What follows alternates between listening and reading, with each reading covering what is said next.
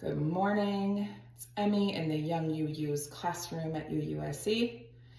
I want to give you some information through video with some visuals and some spiritual preparation and some logistical preparation for our Young UU's classroom for our class coming up November 2nd, 2025.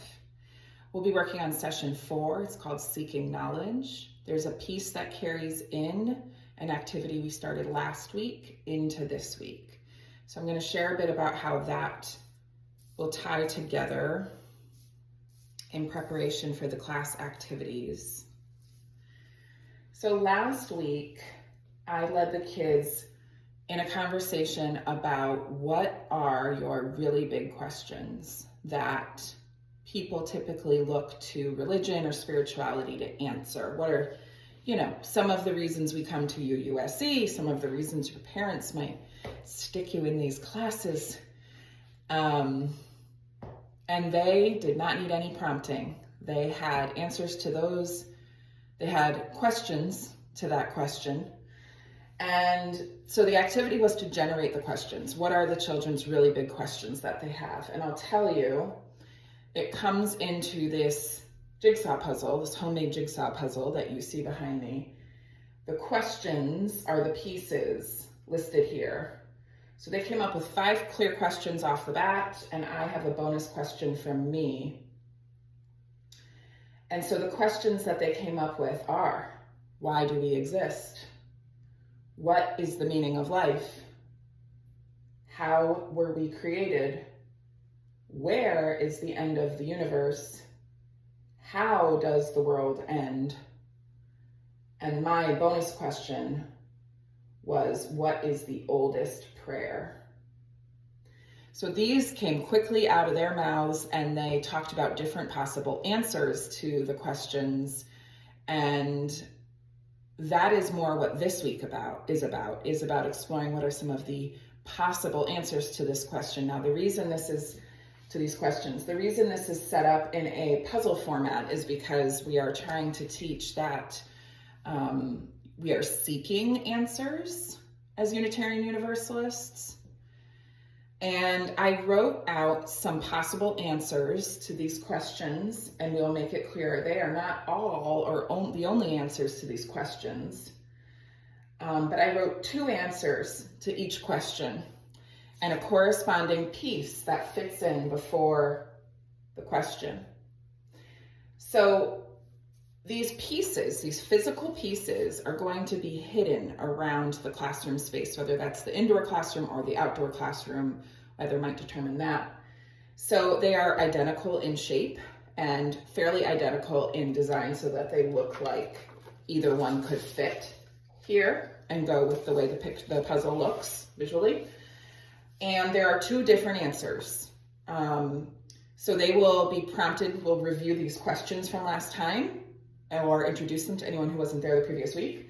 And then we will ask them to look for hidden puzzle pieces around the classroom space. And when they find one, to come up to the board and see where it fits. We will have tape, Scotch tape, available to roll up a piece, stick it on the back, and put it where the puzzle fits when they find a piece.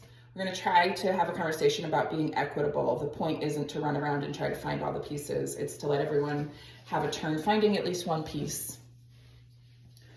So just so you're familiar, I told you what the questions are. Now I'm going to tell you what the answers are.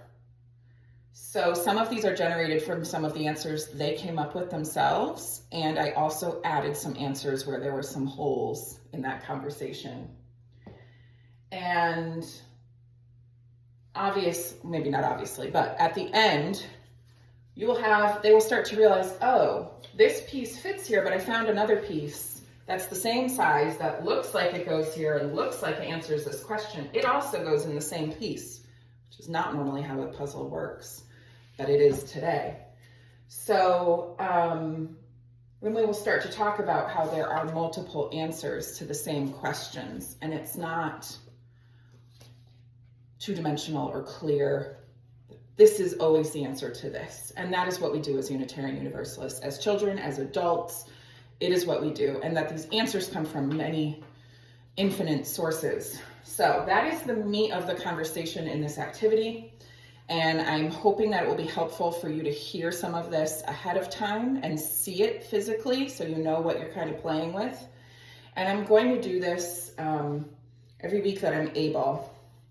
So for why do we exist, we have to learn lessons, chance.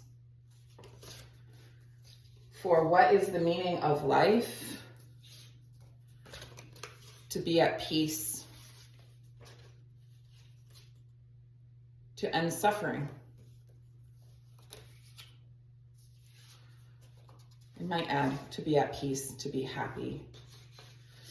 Those are both kind of Buddhist answers. Both being Buddhists feel like they could contradict each other. Being at peace and ending suffering are kind of hard to do at the same time sometimes. So anyways, number 6. I'm saying number 6 because the pieces are labeled numerically. The questions are even numbers and the answers are odd numbers. And both of the answers for puzzle piece number 1 are both numbered 1.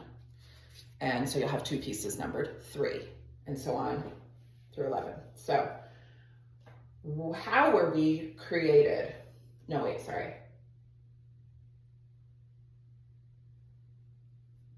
Oh, yeah, I messed up. How were we created? Top answer that came up, evolution.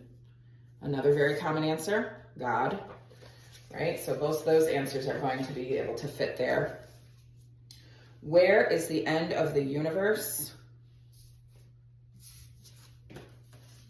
It doesn't end, was the first answer. Too far for humans to discover. Similar but different. And how does the world end? That had a lot of storytelling to it. And there were 2 general stories that came out. An asteroid hits Earth. There's a lot of fiery conversation. And then the other one was when the sun burns out. And that was kind of a cold, dark conversation. And the last question, the bonus question that I asked was, what is the oldest prayer?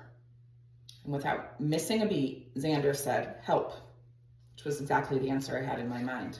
Now, we obviously don't know what the oldest prayer is, but in my own journeying, it's a question and answer that feels true to me and helps make prayer, the concept of prayer, I think makes sense for people who don't grow up in a tradition where prayer is just something you do as part of your daily or whatever. It's help, right? Foxhole prayer. Please help get me out of this, right? I'm so scared. I need help. Who am I even asking this to? I need help. Probably the oldest human prayer.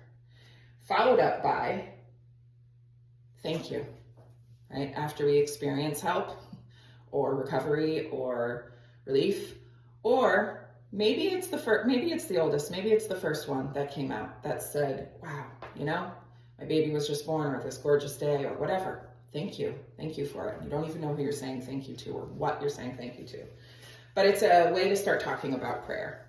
What is it? Not that you have to do it, not that there's a right or wrong way to do it, but just what is prayer when people are talking about prayer? What is it? It's part of their our UU kids' education here to learn what these things are, to give them context in the world. And if something feels useful to them, there's a seed planted that maybe it's useful to them. So those are the puzzle pieces, and I hope that makes that activity make sense.